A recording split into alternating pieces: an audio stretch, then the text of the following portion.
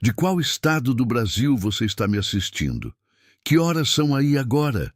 E antes de qualquer coisa, observe bem essa fotografia.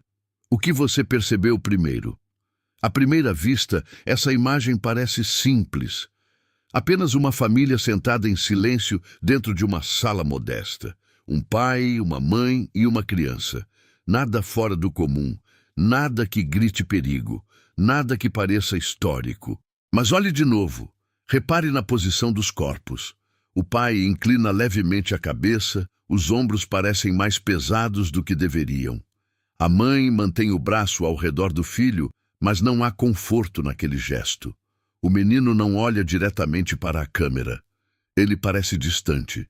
E então, acima deles, na parede, existe algo que não deveria estar ali. Ou melhor, algo que deveria estar ali, mas não está. Um retângulo mais claro, uma marca evidente, um espaço vazio. E é exatamente ali que essa história começa. Estamos falando da Coreia do Norte, um dos países mais fechados do mundo. Desde sua fundação, sob o comando de Kim Il-sung, o regime construiu não apenas um governo, mas uma presença constante dentro das casas das pessoas. Em muitas residências norte-coreanas, retratos oficiais dos líderes eram obrigatórios. Não era apenas tradição, não era apenas respeito simbólico, era norma social e política. O retrato deveria estar centralizado, limpo, intacto, visível. Havia inspeções. Sim, inspeções dentro das casas. Funcionários locais podiam bater à porta para verificar se os retratos estavam posicionados corretamente. Se estivessem tortos, sujos ou danificados, a família poderia ser advertida. Em casos mais graves, investigada. Agora volte para a fotografia. A marca clara na parede indica que algo esteve ali por muito tempo. O papel de parede ao redor escureceu com os anos, mas aquele retângulo permaneceu protegido. Um quadro, um retrato, removido. A pergunta não é apenas por quê, a pergunta é quando. Observe novamente o pai. Ele não parece desafiador, não parece rebelde, parece cansado, como alguém que sabe que algo já aconteceu e que não há volta. Existem relatos de famílias que foram denunciadas por vizinhos por detalhes mínimos, um comentário mal interpretado, uma expressão considerada inadequada durante uma cerimônia pública, um descuido. A vigilância não era apenas estatal, era social. Agora, imagine essa cena. Dias antes da foto ser tirada, alguém bate à porta. Uma visita inesperada. Um aviso discreto de que algo estava irregular naquela casa. Talvez o retrato tenha sido removido para limpeza. Talvez tenha sido danificado acidentalmente. Talvez alguém o tenha retirado por segundos.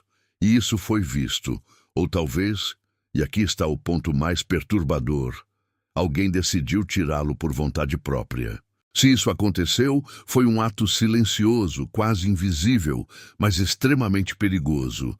A Coreia do Norte construiu sua identidade em torno da figura de seus líderes. A lealdade não era apenas política, era emocional, quase espiritual.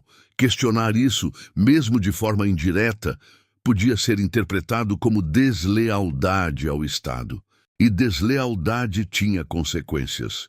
Existem registros históricos de cidadãos enviados para campos de trabalho por acusações relacionadas a desrespeito ideológico. Em muitos casos, não era necessário um crime concreto, bastava suspeita. Agora, olhe para a criança. Ela parece pequena demais para entender política, pequena demais para compreender o peso de decisões adultas, mas suficientemente grande para sentir o medo no ambiente. Perceba como ela se inclina levemente para a frente, como se estivesse ausente do momento. Essa não é uma foto comemorativa, não é um aniversário, não é uma celebração. É uma fotografia que parece ter sido tirada às pressas, como se alguém quisesse registrar algo antes que fosse tarde demais. Talvez essa tenha sido a última foto da família reunida. Há histórias documentadas de famílias que desapareceram dos prédios onde moravam, sem anúncio, sem explicação pública, apenas ausência. Vizinhos aprendiam a não perguntar, porque perguntar também era perigoso. E aqui está o detalhe mais inquietante: a fotografia não mostra violência, não mostra soldados, não mostra prisão, mostra silêncio. E às vezes o silêncio é mais assustador do que qualquer cena explícita. A marca na parede continua lá, um espaço vazio que grita mais alto do que qualquer palavra. Talvez o retrato tenha sido retirado minutos antes da foto, talvez dias, talvez semanas, mas a ausência foi capturada. E a câmera não mente sobre isso. Agora pense comigo. Se você estivesse naquela sala, você teria coragem de remover aquele retrato? Mesmo que por acidente, mesmo que por segundos? A história dessa imagem não está documentada em livros. Não há registro oficial desse pai ou dessa mãe.